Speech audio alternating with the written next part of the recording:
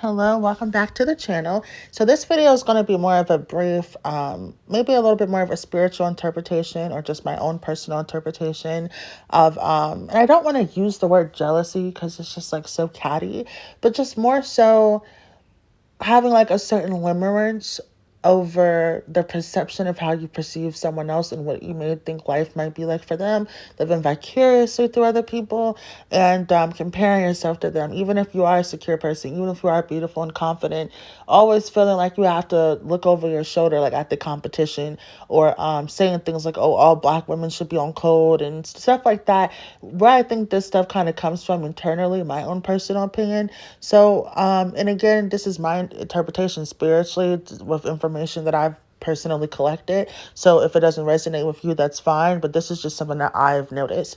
So when it comes to like dark skin and 4C features and West African centric features, these are the blueprint. And a lot of people will throw out that word and just let it go fly over their heads on what that really means. That means that this is the concentrate where we all come from, meaning everything that is the opposite of this, like white people, more keen features, whatever, mixed people being on that, in the middle of that totem pole, and racially ambiguous people being out of it completely because you don't really know where to put them. All of those things are dilutions of the original. You get what I'm saying? So when it comes to, exoticals or like white people that are on one end of the spectrum, they'll always be more acute versus more, West African features, unambiguous black features. Those will always be more obtuse, meaning people that have the more exotical look or have the more white passing look or just white in general, they can put on to become like us, like regular. Well, I guess some people wouldn't consider me like a regular black girl because of my phenotype, but that's just how I've always identified in my personal life.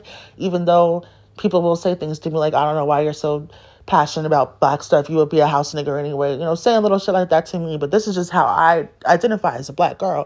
So when I'm speaking about us, I include myself, but sometimes I am, outed and stuff like that. I'm never treated non-black because I am monoracial, but because of the way I look, or maybe because people think, oh, you're like a white girl, you talk suburban, da-da-da-da. I am pushed in and out of certain things. But when I am speaking from the perspective of the black community, I do include myself, obviously. So, but what I meant in that statement is they don't look like us, in the media and stuff like that. And I think the jealousy or like the animosity comes in where someone can put on to be like you, but if you remove from yourself to be like them, you'll be seen as a self-hater and you hate yourself. And I kind of briefed over this in my Michael Jackson video where I was talking to my baby cousin, and he's just such a genius little boy. And he's gotten into Michael. He loves Michael.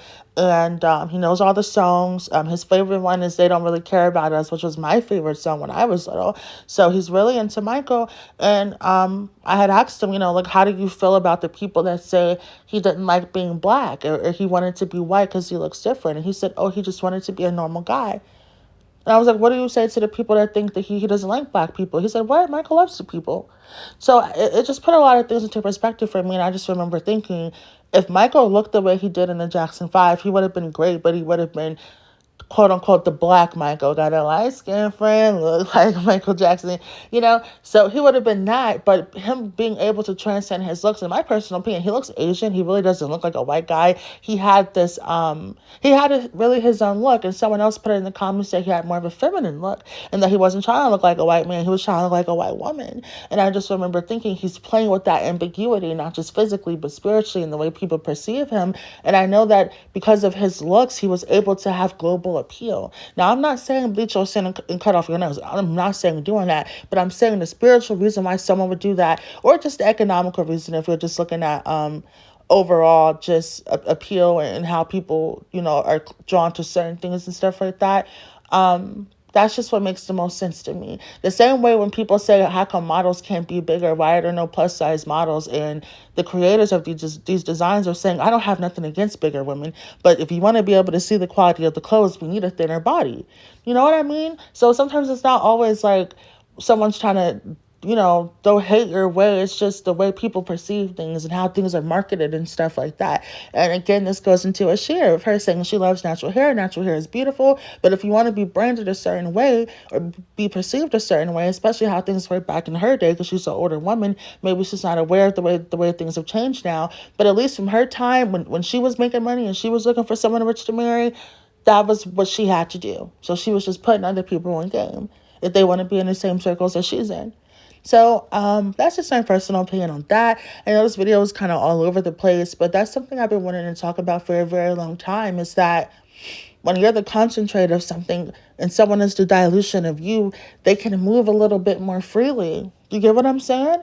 And I think that's where it's like, oh, you're only black when it's convenient. They're not really black. You stop inviting people to the cookout and stuff like that. I think that's really where that comes from, is being a little bit jealous of the way other people can have multiple identities and be multicultural. And I think when it comes to other black people of color who aren't descendants of Africa or of American slavery, the reason why we allow them into the community is for that same reason, if that makes any sense. To basically extend the way we see ourselves, so we don't always have to be seen as the concentrate, as monoracial black people. But yeah, so I hope that got across, and I hope you enjoyed it. So thank you, and have a beautiful day.